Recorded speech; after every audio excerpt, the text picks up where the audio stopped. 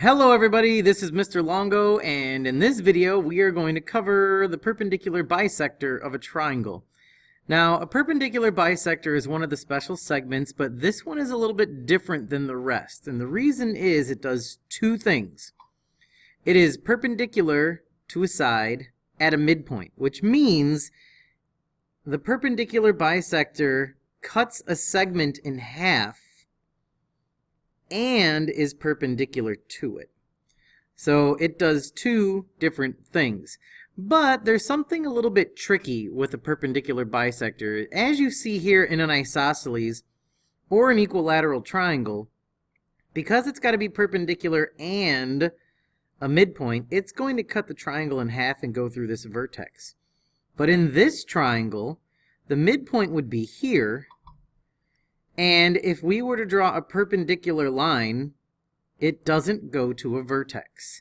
That's the thing that's different about a perpendicular bisector. Altitudes, medians, and angle bisectors will all come from a vertex, but a perpendicular bisector does not have to. Once you understand that, solving for x and y or any other type of problem involving a perpendicular bisector is fairly simple. It just does two things. It'll create 90-degree angles and congruent sides. But also remember, if it actually comes from a vertex, that triangle has to be at least isosceles. It could be equilateral, okay? So, just like other recent videos, here are two examples of perpendicular bisector problems that you could probably do if you understand what a perpendicular bisector does. So in number 1, PR is a perpendicular bisector. You have to solve for x and y. And in number 2, all you have to do is find missing sides and angles based on what's given. So why don't you pause the video and give them a try. As soon as you're ready, click play, and you'll see the step-by-step. Giddy up! So in number 1, we have an x and a y on our sides, but our angle only has an x. So this is not a system.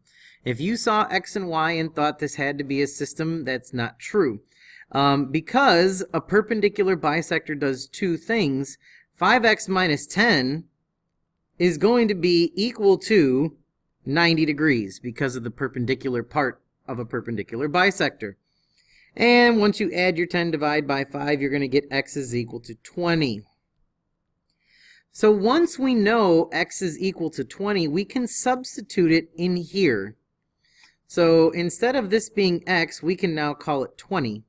So the perpendicular bisector also cuts a side in half. So that means 4y plus 10 is equal to, and we can now change that to 2y plus 20. Okay, and subtract 10 from both sides and 2y from both sides, and we are going to end up with y is equal to 5. Okay, and that's it.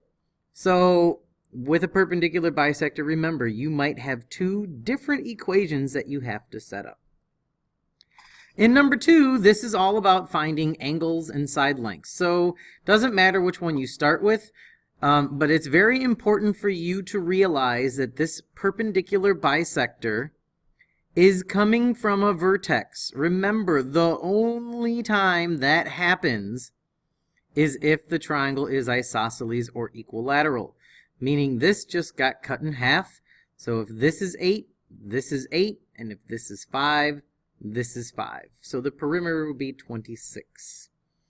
Switching over to angles, once we know that this right here is perpendicular, those are both 90, and this guy up here is going to have to be 50. But because, again, this is an isosceles triangle, those base angles have to be congruent as well, which means we're going to get 40 and 50 again. So angle 1 is 50 degrees, angle 2 is 50 degrees, and angle 3 is 40 degrees. And again, that is because if a perpendicular bisector goes to a vertex, it has to be isosceles, and it cuts the triangle perfectly in half.